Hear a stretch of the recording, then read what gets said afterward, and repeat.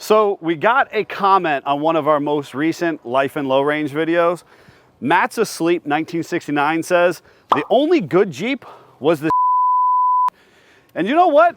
I think I can agree.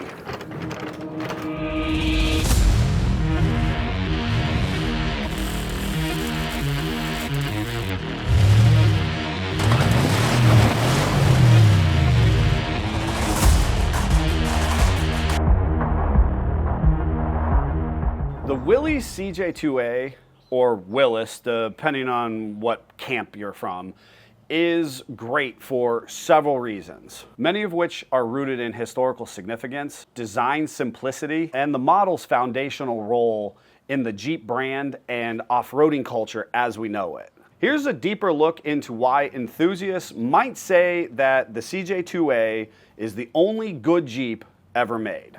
Behind me is my 1948 Willys CJ2A. Now, it's not actually mine, it is actually my father's. And before it was my father's, it was actually my grandfather's. And this is like the kind of the craziness that is SFJ 4x4, our parent company. I was actually physically present when my grandfather purchased this Jeep about 4 decades ago. And I'm fortunate for what my grandfather and my father did before us so that I could enjoy this to its fullest extent. I actually daily drove this vehicle right around college or shortly thereafter. I've wheeled it over countless miles and I've absolutely put it through its paces. This is happening right now. Brought the 48 out, didn't go so well. Tried a little creek bed crawl, had a lot of fun. But unfortunately, got the best of the crossover steering. Now, the cool thing about this 48 is that at some point in time, it actually had gone through some type of resto mod, a restorative modification. The tub has been replaced and the engine is actually a crate military motor. I've stripped the windshield off of this. I've taken all of the weight that you can possibly kind of tear off this already light duty vehicle and just had a blast with it. Obviously, as you can see, it's modified with these old school wheels and tires, and it has a lift from literally 25 years ago. It absolutely drove my grandfather crazy when my dad and I did this, but it made us happy and it was super cool. And then ultimately becoming the flagship logo of Simpson Family Jeeps, SFJ4x4.com. So when Matt's Asleep says the CJ2 was the only good Jeep ever made, I kind of understand where he's coming from. In fact, his comment inspired us to get involved in the Spring Willys reunion. And this year is a special event because they're encouraging people to drive them Jeeps. Now the challenge is, I done broke this Jeep a few years ago, so I don't know how far we're gonna get. So obviously the CJ2A didn't start, but that's not gonna stop us from going to the Willys Spring reunion. And while sitting in this brand new JT Gladiator, it's got me thinking a lot about why the CJ2A is the best Jeep ever made. While newer Jeep models undoubtedly surpass the CJ2A in technology, comfort, and performance, the CJ2A's charm lies in its simplicity, historical importance, and the purity of its design, which many purists and enthusiasts might argue makes it the best Jeep ever made. Versatility. The CJ series was originally sold as a utility vehicle, so basically an extension of a tractor. At the time that it was being sold, as our soldiers were returning from war, they were looking for an affordable alternative that can both help on the farm, but also that they could jump in, confidently turn the keys and run into town getting, supplies and feed and arguably take somebody out on a Friday night. Not only could you option it with a hard top or a soft top, arguably it could have a generator, it could have farm equipment, it could have welding equipment. There were even tow truck models available to be used in urban environments where a tight, compact ability to get into and out of urban spaces, to tow vehicles or to make make repairs was necessary. It was a super cool platform that was basically the original Swiss Army knife of the automotive market. Historical significance. The original concept for a light-duty, utilitarian, quarter-ton vehicle was obviously derived from a need at a military level in traversing all types of environments overseas and domestically.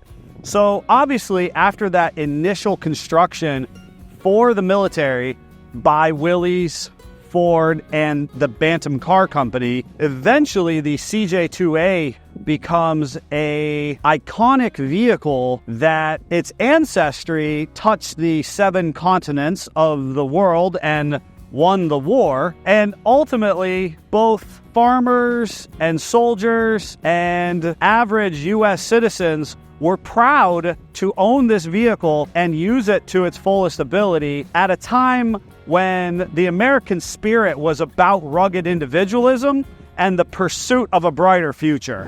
Iconic design. An enthusiast can argue that there are a number of Jeeps produced over the years that are truly iconic in nature, and probably at the kind of the most minute level of the automotive industry, that's probably one of the things that separates the Jeep brand as a whole. We talk about the 7-slot nature of Jeeps. That directly correlates to the original CJ2A grille structure and design. Ultimately, their compact and versatile structure kind of resonated with the American culture because you could pick out a Jeep anywhere, basically. It was coming down the road, you understood the headlights. If it was from the side profile, you understood the convertible or the squared off soft top. And while that design elements have been used in so many of our iconic vehicles, realistically, that original design from the 40s kind of is echoed in the most recent JL and JT product lines with that squared off rear structure, the iconic fenders to the front and hood structure, and even just down to the hood latches themselves. It's just absolutely apparent at how the design features from 80 plus years ago still are highly relevant today. Simplicity and reliability. With a 1/2-inch wrench, a hammer, and maybe a pry tool, you can fix just about anything that goes wrong with a CJ2A. I know that's probably a gross exaggeration, but the reality is that with the fast-paced, crazy modern world that we live in, with a heightened level of creature comforts and high electrical interface for vehicles, that there is some novelty in a highly simplified automotive experience. And it really doesn't get a whole lot easier than working on a vintage Jeep. So the cool thing at that time was the Jeeps were realistically meant to be serviceable in the field. So whether that was in the field of war or in a farmer's field, they were meant to be easy to work on. That is what the engineers intended them to be. Cultural impact. CJ2As were produced at a time when our soldiers were coming back from war, the true and authentic baby boom. Humans were spreading out across the American frontier, and they were coming home. They were breaking ground. They were investing in communities in a way that we had never done before. These Jeeps were taking us to wild and far places. It was super cool.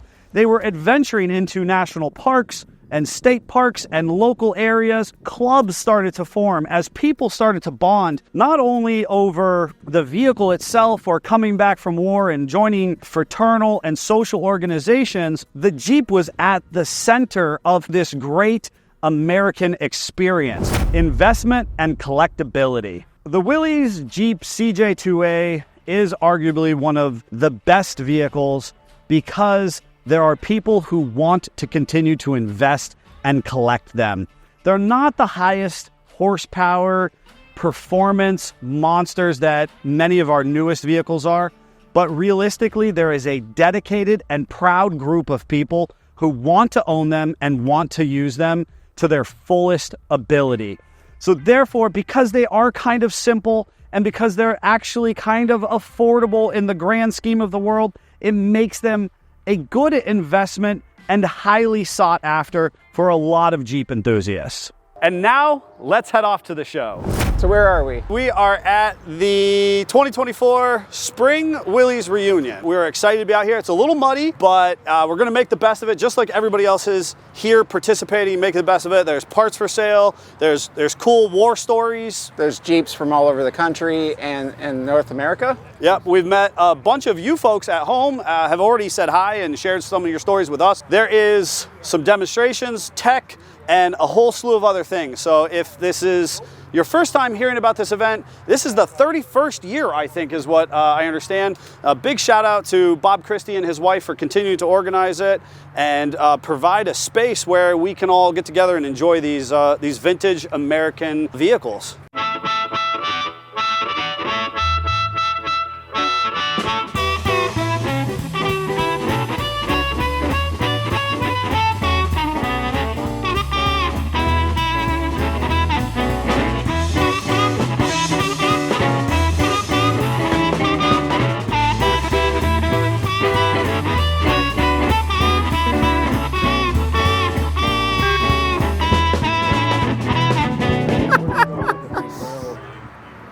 So we can nerd out for a second. So we see we got 3 Jeeps in a row, and you look at the parking lights on each one, and you'll see how they're like a little separate piece. You'll see on the license plate, this is a 46. That is a 46, 45 thing. So you automatically can tell an early 2A by just the parking lights. All right, Savage. So here's the trick for you. How do you start this one? Okay, you can start this from inside the Jeep. How do you start this one from inside the Jeep? Nope. Throttle. Nope. That's not even a throttle, that's a light, just so you know. Oh, that throttle. That's a hand throttle so that you can use the PTO on this, which is gorgeous. So you'll see you have your gas pedal, and you have this round ball that you know is underneath Neil's hand. That is what you pivot your foot on as you heel the gas pedal and you toe the push button on the floor, and that's actually what cranks it over. So you're supposed to do that and do that. Yes, with your knee up into your chin into the steering wheel. That is right there is how you crank that bad boy over. Scott said there's our 3 on the tree. This is our 4-wheel drive and our low and high. What do you think this one is? Parking brake? No. Perfect, parking brake. This is our PTO engagement. If you look on the back, you'll see. If you look on the back, come back here. It's a beautiful model. So there's our power takeoff or PTO. So that extra little lever right there. The idea back in the day, we would have hooked up to any type of farm machinery, generator, welder, a whole bunch of utilitarian items. Basically anything that shaft fit. Yep, you could use your throttle to throttle up, idle it up, and then you would sit there and that power takeoff unit would power any type of functional machinery. Super cool. Ooh, I love it. The only problem, I don't remember years as well on these. Well, I don't either, but you know what? Our viewers at home can kind of help us pick them apart and So here in a nutshell, I have early and late. So this is a early Jeep truck grill. Which should be up to about like 49 or 50 at the earliest. Because if I remember right, this hood terminates like our Willys hoods, where it just has a rolled lip, and it just is a flat nose. And they go back in the day, open a wound. We had a badge for one of these trucks that was on the table as a display piece, and Beth may have sold it for like $5. Beth, my sister, and it was a super rare, like one-off badge. Only used on these early models. 1 year only, and she sold it like a husband and wife, and they were like, "Oh my gosh, we can't believe you have this." And she and somebody else were working the table, and they're like, "Oh, well, of course we've got it, so you can have it for $5. And there it went. And there it went. Normally 46, 45 grills and Jeeps are rare, but they're just everywhere here. They're just So there's yet another one with the separate parking lights. For those that don't know, there was a tractor company that used, it's kind of like surplus Jeep parts to produce a tractor. And over here, so then you can see over here, it's got a Willys flathead 4-cylinder motor. It's got a T90 transmission. It's got a Spicer 18 transfer case. And then it has a PTO drive off the back. That's a great example of that PTO we were showing in the last one, because you can see it clear as day here. And another big change for this, as you'll see here, this is where your motor mounts would normally be on in a traditional sense. They just mount them solid because it's in a tractor. Also is using a Willys radiator. And again, just look at the versatility. It's just literally a flat plate of steel for the center of the wheels. So I think they're using like a factory rear axle even. It's a lot of repurposed parts. God, I love it. You can see where the other lever would have been. So this is what, high-low? Should be high-low at that point because there is no front-wheel drive. Yeah. Yeah, there's just no there's front no front output. yoke. Yeah, it's a, straight axle of sorts. We need this to tug vehicles around at the shop. Definitely, because Greg would hate it. Greg, look at what I brought home. If you couldn't afford an actual Empire tractor, you could build what they call a jitterbug. Now, there's different levels of jitterbug. there are different levels of jitterbugs. Doesn't mean I can't get excited over this, nonetheless. And that's kind of, I don't know where they're at in their restorative process, but that's what I get the vibe here. I get a jitterbug vibe. Do you not? I do. Okay. Traditional jitterbugs, they shorten them up quite a bit. They put bigger rear tires on them, and it honestly was started with Model Ts, Model As, but obviously the Jeeps just lend themselves to it. I'm going to talk about what I think this is, because I don't know how we're actually going to find out what it is, but I think this is a scrambler back half, because the wheel wells remind me of a scrambler. It has the early or late CJ in this case, top where the top would actually go. So someone had a fiberglass mold of a scrambler and then modified it to make a trailer, which I think is super cool. I wonder if it was actually somebody who was trying to make a trailer at one time out of fiberglass. They just had part of the mold and they were like, you know what, if we just close it off up here. I totally think that's what was going on. We also need one of those. So Scott and I have run into this problem before, and if you're one of our law enforcement officers, A, we appreciate you, but B, we have some infamous stories about when we run different plates on our vehicles per Ohio State BMV registry. You're allowed to run an appropriate plate. Now, I don't know about the front and what this is. This is just a AAA job.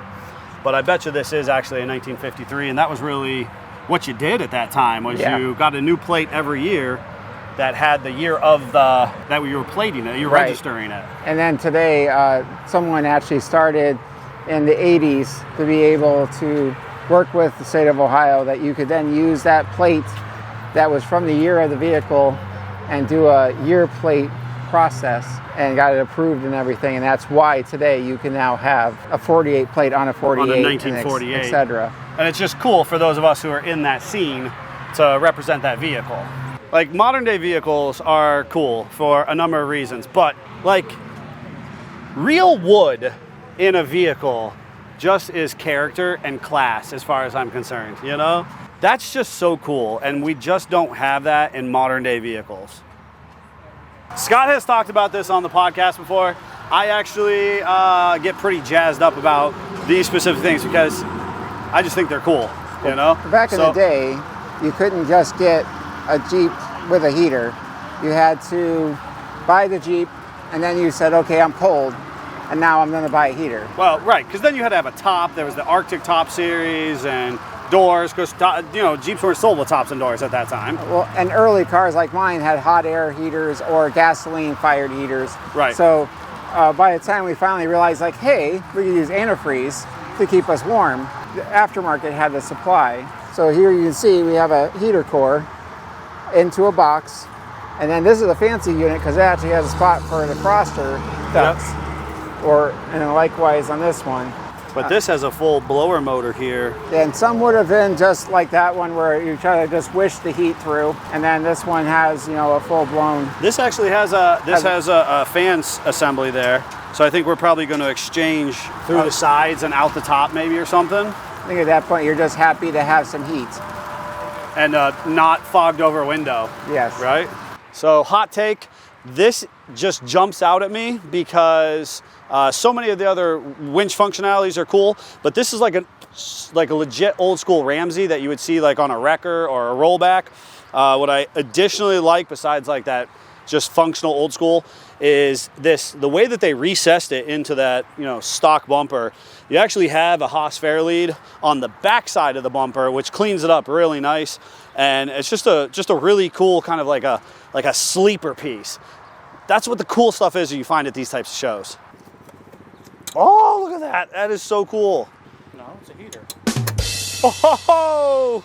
All right, that's a wrap. We appreciate the event organizers for putting on this 2024 Spring Willys reunion.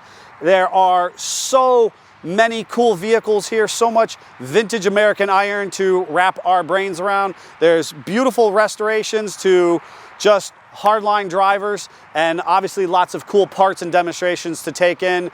It was awesome. It was a little muddy, but everybody made the best of it. I don't know where Scott went, so I gotta go find him. Until next time, Jeep on.